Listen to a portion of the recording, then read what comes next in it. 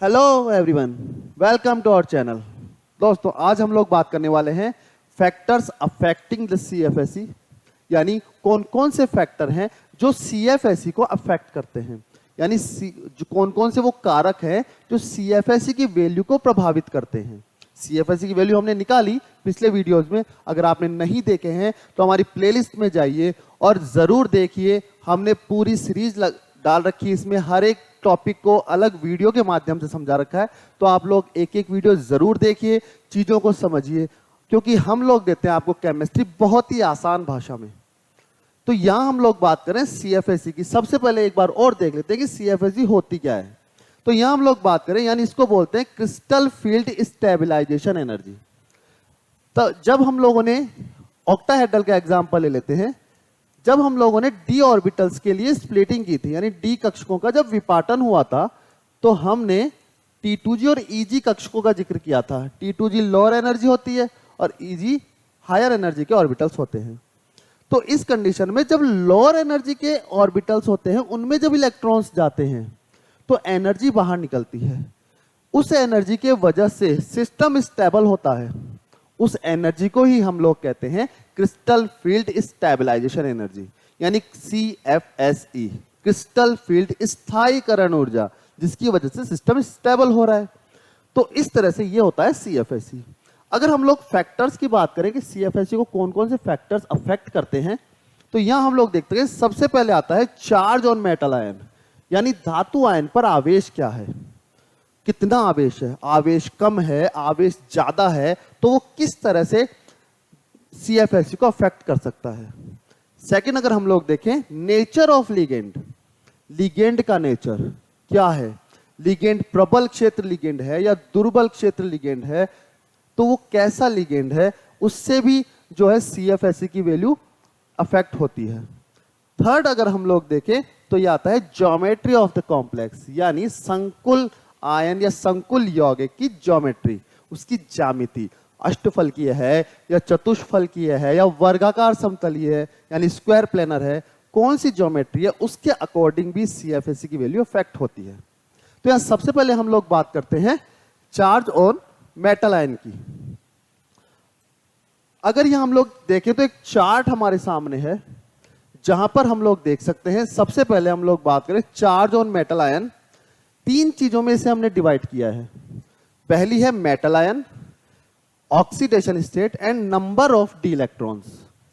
इसमें हम लोग क्या करते हैं, कोई भी एक चीज को इक्वल रखेंगे और बाकी के दो जो फैक्टर्स हैं उनको हम लोग चेंज करके देख रहे हैं कि क्या इफेक्ट होता है, और डेल्टा ओ की वैल्यूज हम लोग जान रहे हैं यहां पर।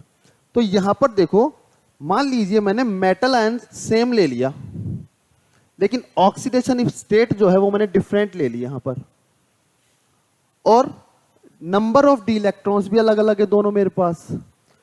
तो डेल्टा की वैल्यू कैसे चेंज होगी? देखो, डेल्टा की वैल्यू से हम लोग सीएफएसई को एक्सप्लेन करेंगे, क्योंकि डेल्टा की वैल्यू से होता क्या है, क्यों एक्सप्लेन करते हैं इसको थोड़ा सा हम लोग समझ लें एक बार। देखो, यहां से क्या होता है कि T2G से EG के बीच में जो एनर्जी गैप है, इसको हम लोग कह रहे हैं डेल्टा, यानी लोअर एनर्जी ऑर्बिटल्स है और हायर एनर्जी ऑर्बिटल्स है, उनके बीच में जो एनर्जी गैप है वो हम डेल्टा से लिखते हैं। अगर बात करें ऑक्टाहेड्रल की, तो यहाँ डेल्टा ओ लिख देंगे हम लोग। और वैसे भी हम लोग जानते हैं कि मैक्सिमम जो कॉम्प्लेक्सेज पाए गए हैं नेचर में, वो ऑक्टाहेड्रल ज्यादा हैं। तो यहाँ मोस्टली हम लोग एग्जाम्पल ले रहे हैं, सभी ऑक्टाहेड्रल के ही ले रहे हैं समझने के लिए। तो यहाँ हम लोग देखें तो डेल्टा ओ एनर्जी गैप होता है T2G से और EG के बीच में। अभी मैंने बताया सीएफएसई को अफेक्ट करने की बात कर रहे हैं, और चीजों को हम लोग कर रहे हैं डेल्टा ओ के आधार पर। तो इन दोनों में सबसे पहले रिलेशन समझना जरूरी है कि डेल्टा और सीएफएसई में क्या रिलेशन है। डेल्टा तो स्प्लिटिंग एनर्जी है और वो स्टेबलाइजेशन एनर्जी है, लेकिन फिर भी दोनों के वैल्यू समान आती है। कैसे आती हैं? जैसे मान लीजिए किसी भी लिगेंड के लिए डेल्टा का मान ज्यादा हो गया। अब डेल्टा का मान ज्यादा है, तो हमने जब सीएफएसई की कैलकुलेशन की थी, वहां देखा था कि जब डेल्टा की वैल्यू ज्यादा होती है पाई से, तो इलेक्ट्रॉनों का उच्च ऊर्जा के कक्षकों में जाने की बजाय निम्न ऊर्जा के कक्षकों में ही भरे जाते हैं। अब मान लीजिए 3 इलेक्ट्रॉन तो हम लोग भर देंगे, ऑब्वियस सी बात है, लोअर एनर्जी के जो ऑर्बिटल है उनमें पहले इलेक्ट्रॉन जाएगा, लेकिन अब चौथा इलेक्ट्रॉन भरना है, तो वहां हम लोग देखते हैं कि डेल्टा की वैल्यू ज्यादा है या कम है। अगर डेल्टा की वैल्यू ज्यादा होगी तो हम लोग इलेक्ट्रॉन लोअर एनर्जी के ऑर्बिटल्स में भर देते हैं। तो यहां पर अगर डेल्टा की वैल्यू ज्यादा है तो इलेक्ट्रॉन यहां जाएगा, और अभी हमने जिक्र किया था कि लोअर एनर्जी के जो ऑर्बिटल्स होते हैं उनमें जितने इलेक्ट्रॉन्स जाएंगे तो एनर्जी बाहर निकलेगी, और इस वजह से वो जो एनर्जी कहलाएगी CFSE। तो बताइए डेल्टा का मान जितना ज्यादा होगा उतने ही इलेक्ट्रॉन नीचे वाले ऑर्बिटल्स में जाएंगे, तो यानी डेल्टा का मान बढ़ेगा तो CFSE का मान भी बढ़ेगा। इसलिए हम लोग CFSE की वैल्यू को डेल्टा के आधार पर जो है एक्सप्लेन कर रहे हैं, यानी डेल्टा का मान ज्यादा होगा, स्प्लिटिंग एनर्जी ज्यादा होगी तो स्टेबलाइजेशन एनर्जी भी ज्यादा होगी। तो इस तरह से हम लोग देखें तो सारी चीजें इसी आधार पर एक्सप्लेन कर रहे हैं। तो यहां हम लोग देख सकते हैं कि हम लोगों ने पहले मेटल आयन सेम ले लिया और डी इलेक्ट्रॉन्स और नंबर ऑफ ये ऑक्सीडेशन स्टेट इन दोनों को हमने डिफरेंट कर लिया। तो उस कंडीशन में हम लोग देखेंगे कि जो डेल्टा की वैल्यू आ रही है वो डिफरेंट आ रही है दोनों की। इसकी आ रही 10,400 CM इनवर्स और ये आती 13,700 CM इनवर्स। यानी जब हम लोगों ने मेटल सेम ली लेकिन ऑक्सीडेशन स्टेट और डी इलेक्ट्रॉन्स डिफरेंट हो गए तो डेल्टा के मान चेंज हो गए। अभी चेंज किस आधार पर हुआ? देखो इन दोनों में अगर हम लोग देखें तो यहां पर आयरन जो है वो +3 ऑक्सीडेशन स्टेट में है और यहां पर आयरन जो है वो +2 ऑक्सीडेशन स्टेट में है। तो यहां हम लोग देख सकते हैं कि ऑक्सीडेशन स्टेट जिसके लिए ज्यादा होगी डेल्टा O का मान भी उसी के लिए ज्यादा होगा।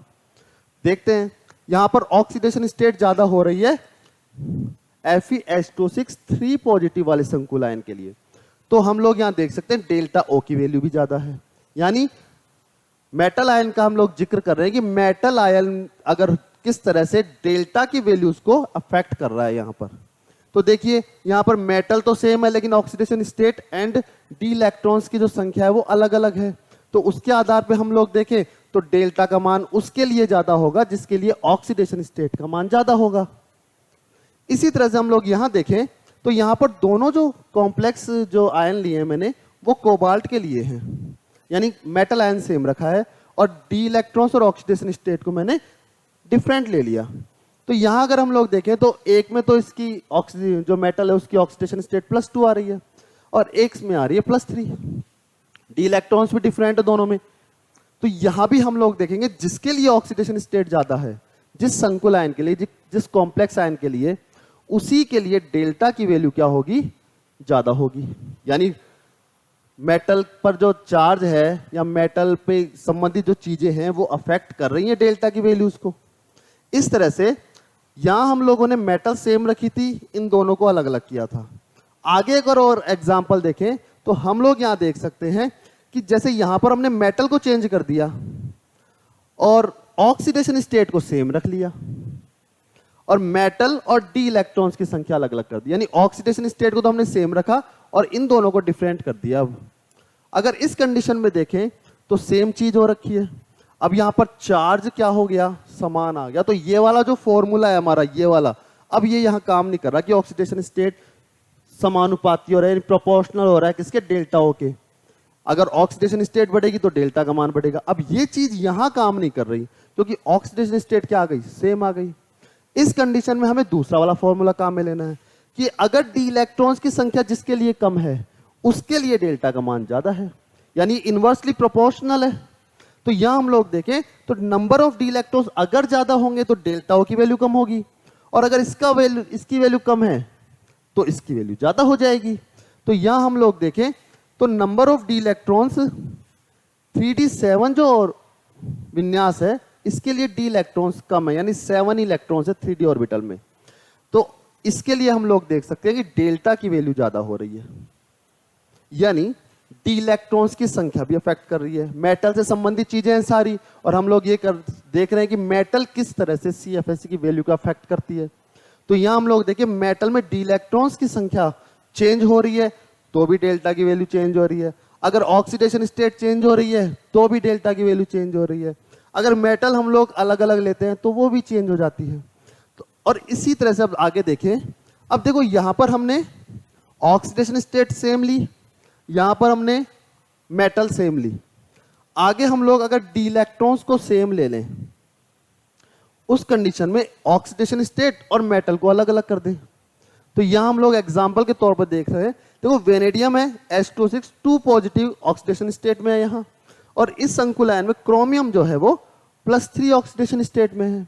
तो यहां पर ऑक्सीडेशन स्टेट तो अलग अलग हो गई, डी इलेक्ट्रॉन सेम हो गए। अब फिर से हम ये वाला फॉर्मूला नहीं लगा सकते क्योंकि डी इलेक्ट्रॉन्स की संख्या बराबर हो गई। अब हमें कौन सा फॉर्मूला लगाना है, वापस से ये वाला, कि जिसके लिए ऑक्सीडेशन स्टेट ज्यादा होगी उसी के लिए डेल्टा की वैल्यू ज्यादा होगी। तो ऑक्सीडेशन स्टेट किसके लिए ज्यादा हो रही है यहाँ, +3 इस वाले संकुल आयन के लिए। तो यहां हम लोग देख सकते हैं 17400 cm इनवर्स इसकी वैल्यू होती है डेल्टा की, यानी डेल्टा की वैल्यू बढ़ जाती है। और अगर डेल्टा की वैल्यू बढ़ रही है तो सेम चीज है CFSE की वैल्यू भी बढ़ रही है।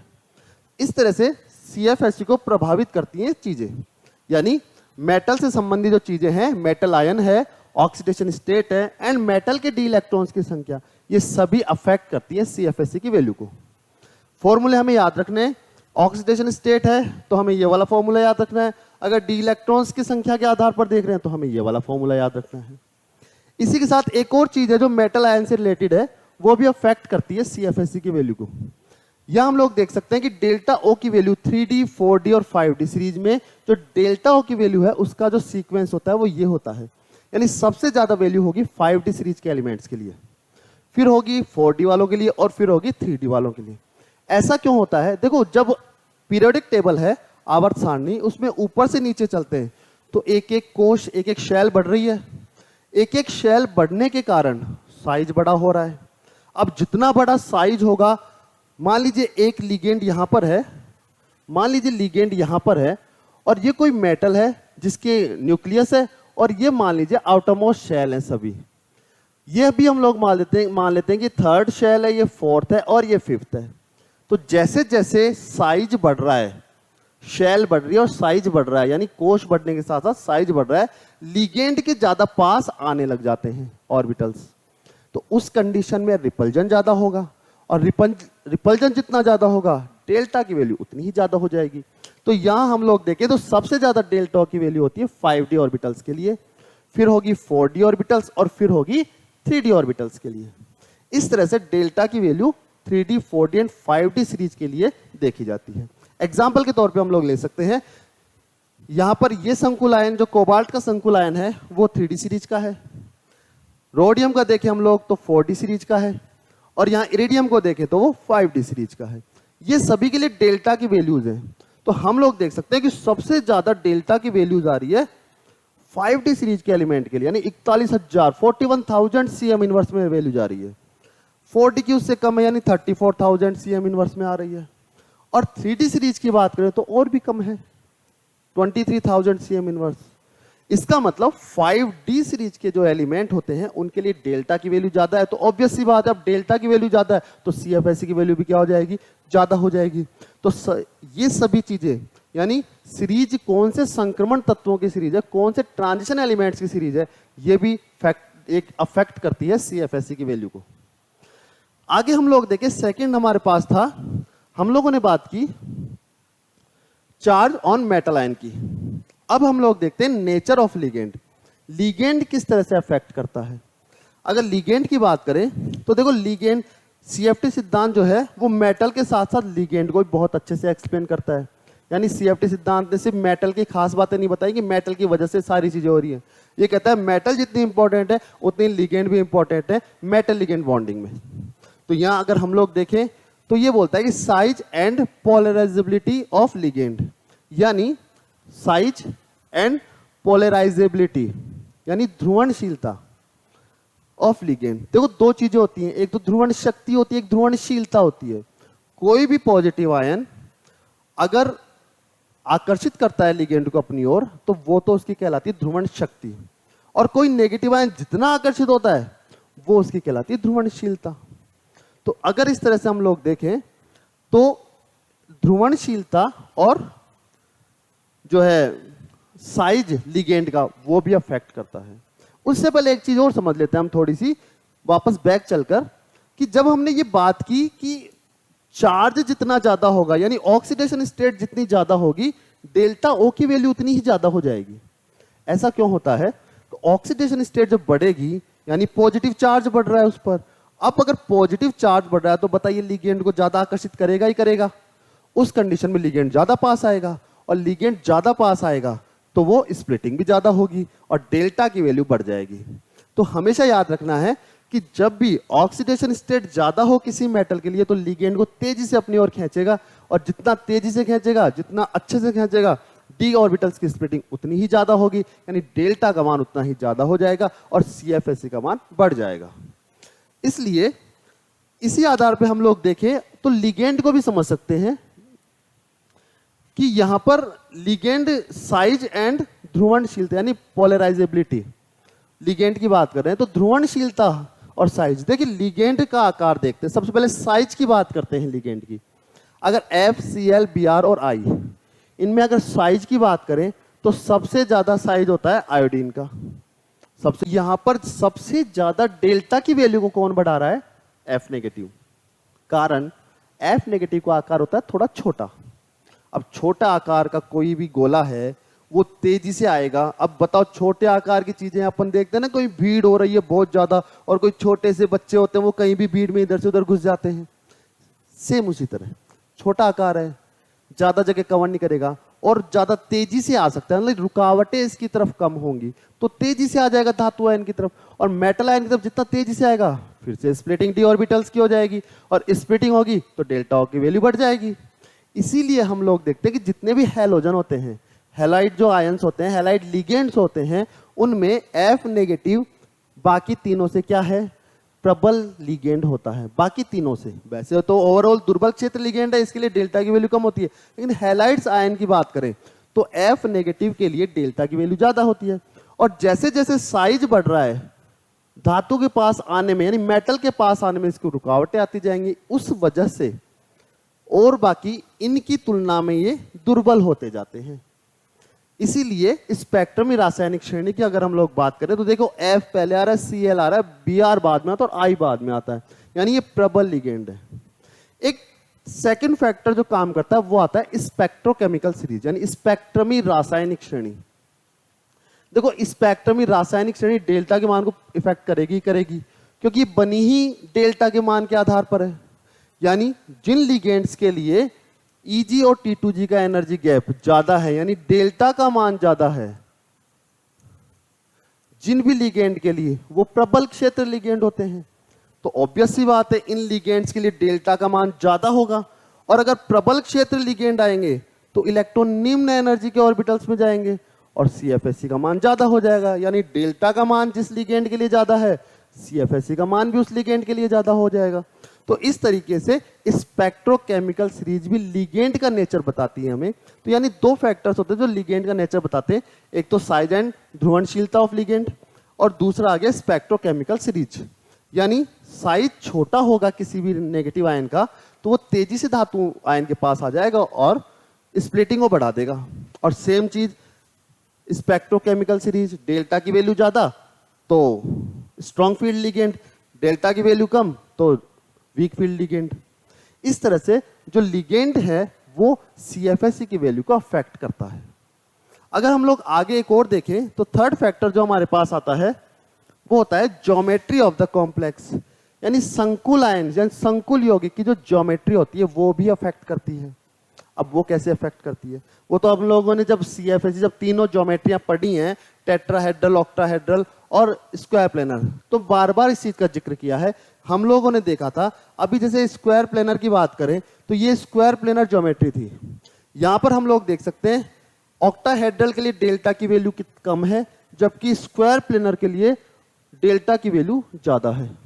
तो इस कंडीशन में देखिए यहां पर इलेक्ट्रॉन जाएगा, एनर्जी बाहर आएगी, लेकिन इतने लोअर एनर्जी के ऑर्बिटल में जब इलेक्ट्रॉन जाएगा तो बहुत एनर्जी बाहर निकलेगी।